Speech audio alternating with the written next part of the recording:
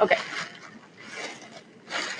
Now, remember I said that you can work in any size. I gave you some examples of the different sizes and the sounds that they make. They all make different sounds depending on their size. The larger you go, the lower the sound will be.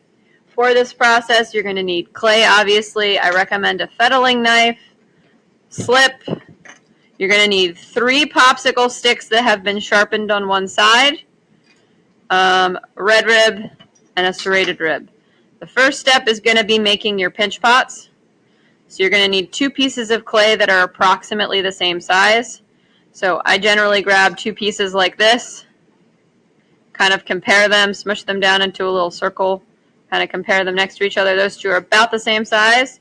You're also going to need a small piece for the mouthpiece. So that's probably enough for my mouthpiece.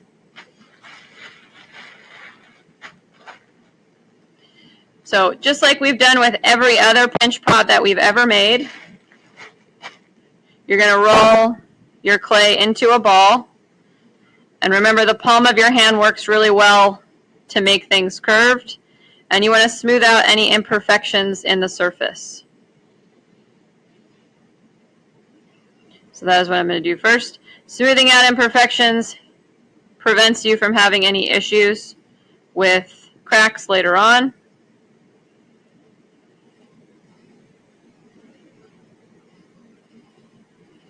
That one looks pretty good. Let's grab my second one.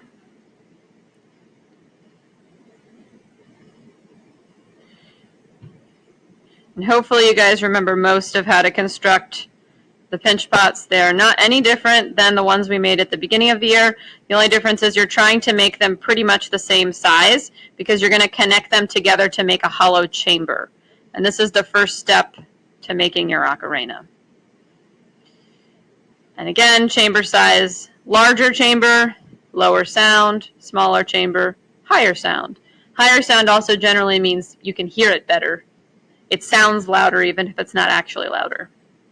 All right, so to make your pinch pot, remember center of your palm, find the center, press your thumb down into it, and start pinching your base. You want it to be about the thickness of a pencil, probably a little bit thinner even, or between a pencil and Sharpie. If you're making a bigger piece, you want it to be thicker. Smaller piece, thinner.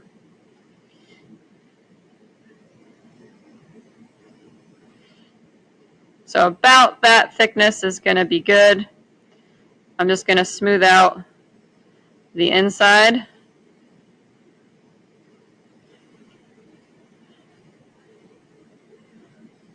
This is where fingernails become problematic again. All right, that one's finished. Second one, center of my palm, press down, pinch, pinch, pinch.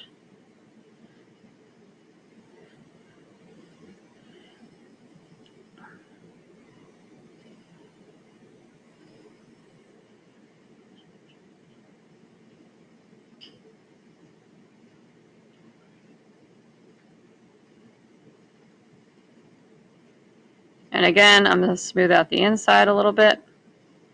Because remember, once you put them together, you can't go back and smooth anything out on the inside. So you want to try to make it smooth now before you connect. Okay, now, before you move on to the next step, you're actually going to take a picture of your 2 pinch pots together.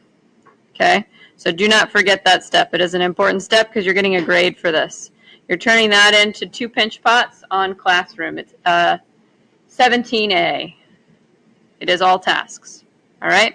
Once you've got your picture taken, your inside is all smoothed out to the best of your abilities. You're just going to see if they fit together well and figure out the best way to fit them together. So sometimes it's kind of like a puzzle. You're trying to figure out which sides fit together best. And as you can see, mine, I figured out, fits together just like that. Pretty good. All right, so I have a good connection. I'm just going to pull them apart now. I'm going to score and slip like I normally do. Score, score.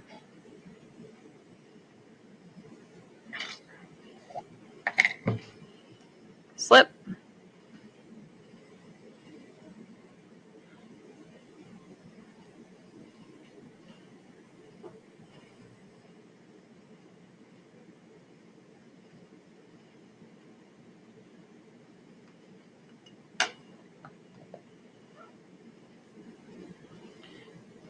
Figure out how they fit together again.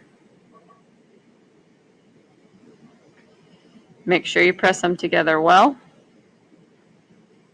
And then you're going to start to blend. And I kind of blend up and down.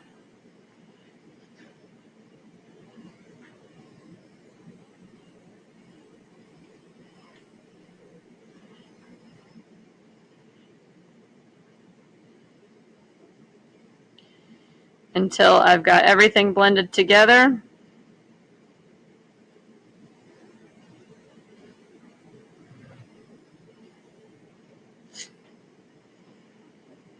And then I generally will roll it on the table a little bit so I get my nice egg shape back.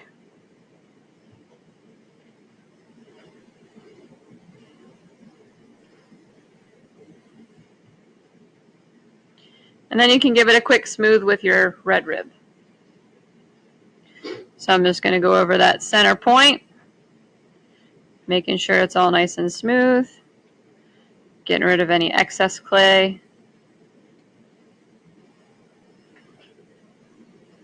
There we go. All right, so my chamber is finished. Now I need to make the mouthpiece.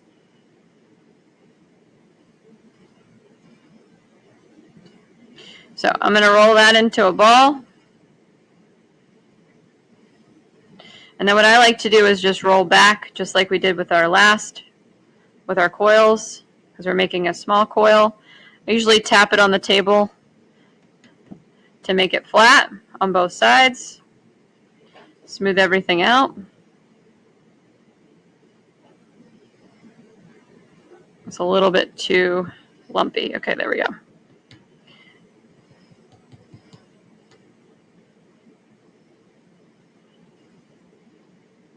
All right, pretty good mouthpiece.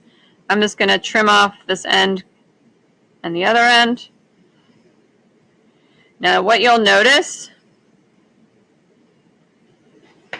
is that if I were to put this on like this and I were to put it on flat, it's going to have an upward tilt. Does anyone have any suggestions on how to fix that? I want it to go on just like this. Yeah? So I'm going to cut this at an angle. So I'm just going to trim off this part right here at an angle. So it'll go on just like that. I'm going to make sure that it's towards the top, okay? And it's centered when I'm looking at it from above. All right? Does that make sense? So now I'm going to score and slip.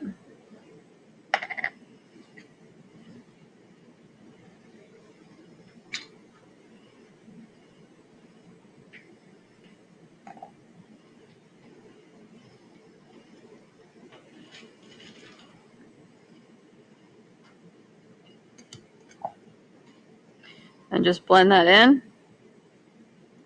Now that little piece I cut off is going to be perfect for this next thing.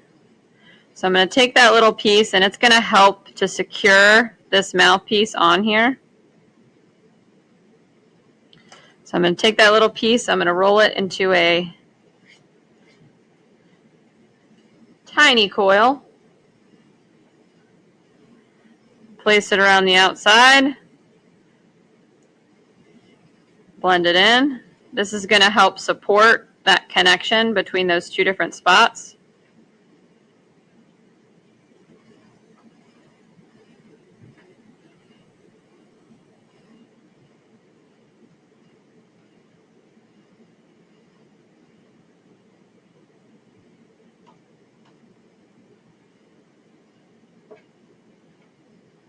Last step for this part is smoothing it all out.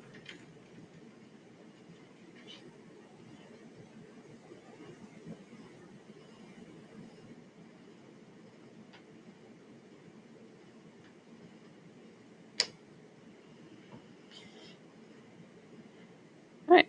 Then you are going to take another picture.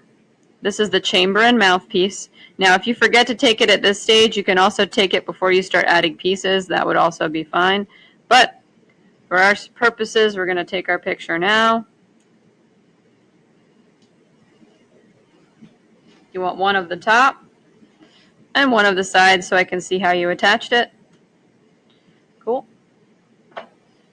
Next step, you're going to take your popsicle stick. You're going to make a mark where you think that the opening is going to be. This is where you're going to need those 3 popsicle sticks. I'm going to take my popsicle stick. It looks like I have enough on either side. This is going to work just fine. So I'm going to press it in. But when I press it in, I want to make sure I'm doing it straight. So watch from the side to make sure you're not pushing it down at an angle. Should look something like this. Straight in. Straight in. Then I'm going to take my second popsicle stick and I'm going to make a little square using this, the size of this. So first I'm going to make one across the top. That's a little bit past where the 2 pieces connect together. I'm going to make one on either side and one on the front. You can see my little square overlaps both the mouthpiece that was connected and the piece that I made as my chamber. It's kind of right in the center. Like if I were to draw an X here, this is about where the 2 pieces connect together. That's important. Then I'm going to press my popsicle stick down at an angle. What is this, like 180 degrees or 45 degrees right here? So you want to push it down so that you have both of those angles approximately.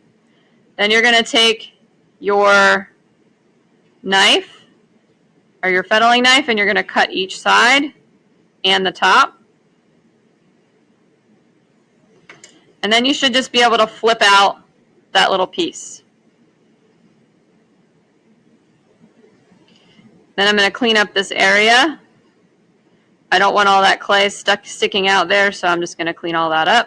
You can smooth out the sides. Smooth out the top. So it should look something like this at this point. Just going to clean up this little edge here and here. Now I can pull my popsicle stick out.